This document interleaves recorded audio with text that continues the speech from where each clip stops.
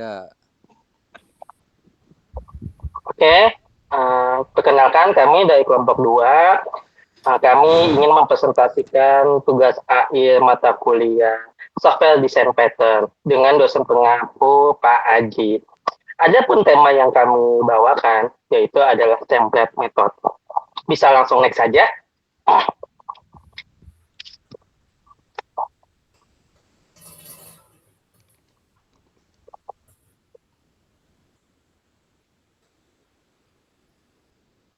Oke, sebelum kita memulai menjelaskan materi yang kita bawa, alangkah lebih baiknya kita perkenalkan dahulu. Pertama, kita ada anggota Wahyu Setia Aji. Boleh on mic Wahyu Setia Aji. Halo Wahyu Setia Aji.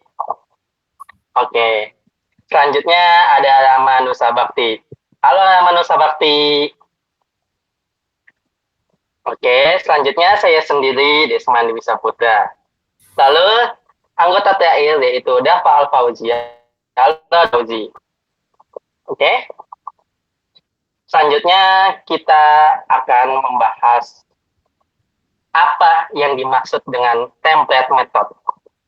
Template method berdasarkan definisi yaitu adalah pola desain perilaku atau behavioral design pattern yang mendefinisikan kerangka dasar suatu algoritma pada kelas induk atau bisa juga disebut superkelas. Sementara kelas turunan atau subkelas dapat menyesuaikan langkah-langkah tertentu tanpa mengubah alur utama proses. Pola ini membantu mengurangi duplikat kode serta membuat sistem lebih mudah dikembangkan dan dipelihara. Berdasarkan definisi ini, masih pada bingung apa itu template method. Maka dengan itu nanti akan dijelaskan secara rinci contoh template method agar bisa lebih paham lagi. Oke, selanjutnya bisa next saja. Oke, selanjutnya akan dibawakan oleh teman saya yaitu Dafa Alfauzi. Dipersilakan. Oke, ini ada contoh permasalahan atau problem. Nah, jadi ada aplikasi data mining untuk menganalisa dokumen dengan beberapa format yaitu doc atau dokumen, CSV, dan PDF. Menghadapi masalah duplikasi kode karena setiap kelas pemrosesan memiliki logika serupa, terutama pada analisa data dan pembuatan laporan. Hal ini membuat kodenya menjadi kompleks, sulit dipelihara, dan tidak fleksibel saat menambahkan format baru. Di kanan ada contoh gambarnya. Ada beberapa ekstensinya juga itu. Untuk ekstensi dokumen, CSV, dan PDF itu ada kelasnya sendiri-sendiri. Nah, lanjut ke ini next untuk solusinya. Nah, template method menghadirkan solusi yaitu untuk memusatkan alur utama algoritma di kelas induk. Proses yang sama yaitu analisa data dan pembuatan laporan di tangan kelas induk. Sedangkan proses yang berbeda atau membaca, contohnya itu adalah membaca ekstensi dokumen ya, diimplementasikan di kelas turunan masing-masing. Hasilnya kode lebih bersih, reusable atau bisa digunakan kembali dan mudah dikembangkan. Di kanan ada contoh gambarnya. Nah, next. Nah, kemudian ada lagi permasalahannya yaitu template method ini ibarat pembangunan rumah di kompleks perumahan. Semua rumah itu melewati tahapan yang sama, yaitu ada buat formulasi dulu, kemudian membuat dinding, kemudian ditambahkan pintu atau jendela, dan yang terakhir atap. Namun detail tertentu bisa disesuaikan. Nah, kan kalau membuat rumah di perumahan pasti ada detail-detail yang pelanggan mau atau customer mau. Seperti garasi bisa ditambahkan, terus desain atap bisa diubah, kemudian jenis pintunya bisa diganti-ganti sesuai jenis kayu atau pakai besi atau yang lainnya, tanpa mengubah keseluruhan alur pembangunan. Oke, selanjutnya solusi akan dijelaskan oleh teman saya yaitu Rama Nusa Bakti.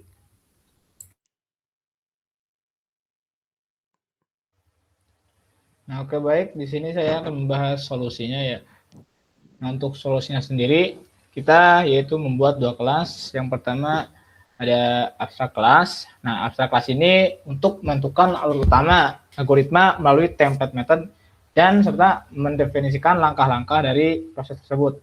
Kemudian yang kedua ada concrete class. Nah, concrete class ini dia bakal mengimplementasikan atau menyesuaikan langkah tertentu tanpa mengubah alur utama yang telah ditetapkan. Nah, di sebelah kanan di sini ada diagramnya ya. Di sini misalnya ada abstract class, maaf, yang memiliki template method. Misalnya di sini ada template method, kemudian step 1, step 2 dan seterusnya. Nah, di dalam step 1 ini misalnya kita ada kondisi yang dimana jika step 2 terjadi, maka lakukan step 3 atau bahkan kondisi yang lain. Kemudian abstract class ini memiliki turunan yaitu concrete class. Di sini ya misalnya mempunyai dua turunan yaitu concrete class 1 dan concrete class 2. Di sini di concrete class 1 kita lihat ada dua metode yaitu step 3 dan step 4. Kemudian concrete class 2 ada 4 metode yaitu step 1, step 2, step 3 dan step 4.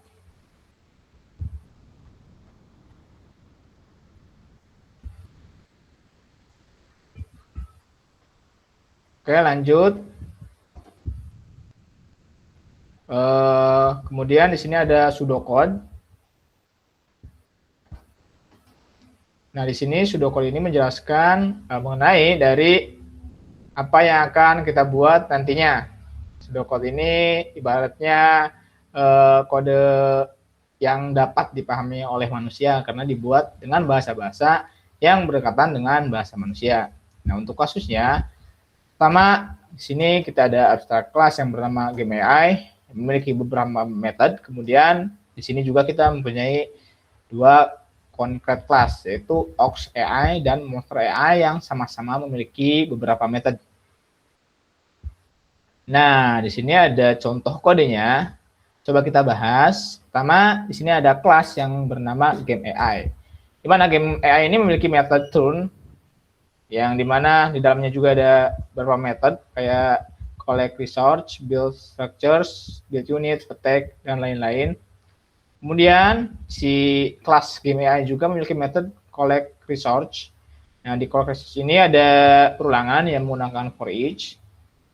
Kemudian, nah di sini kita ada abstract method yang bernama build structures dan build units.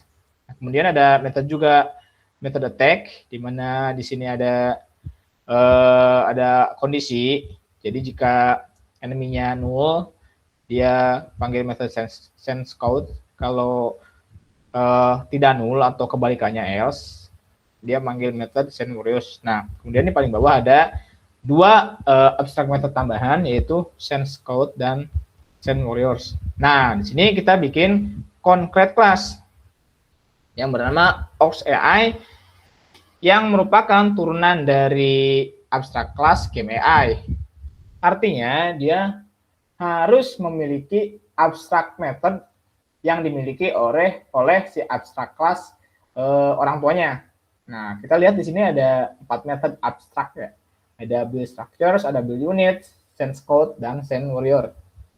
Nah, maka ketika kita menurunkan ke sebuah kelas concrete, si kelas concrete tersebut harus memiliki 4 metode tersebut, yaitu build structures, build units, sense codes, dan send warrior. Kemudian di sini ada kelas Monster AI yang merupakan juga turunan dari abstract class Game AI. Nah, di sini dia memiliki metode collect resource, metode build structures, dan metode build unit yang memang sebelumnya sudah dibuatkan juga di abstract class orang tuanya yaitu kelas Game AI.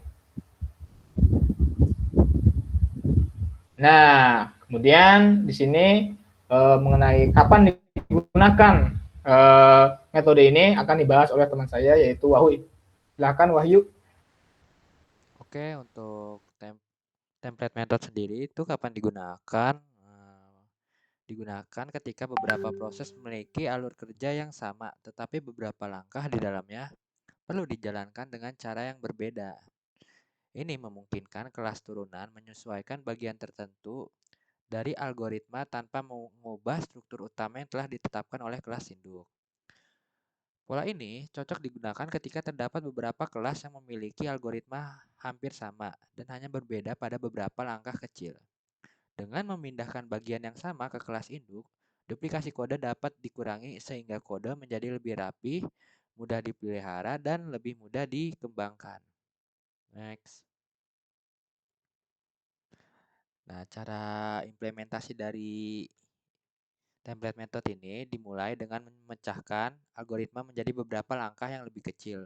Lalu menentukan langkah mana yang selalu sama dan mana yang dapat berbeda pada setiap kelas turunan. Setelah itu, buat kelas induk, abstrak kelas yang berisi template method untuk mengatur urutan proses serta metode-metode yang mewakili setiap langkah algoritma.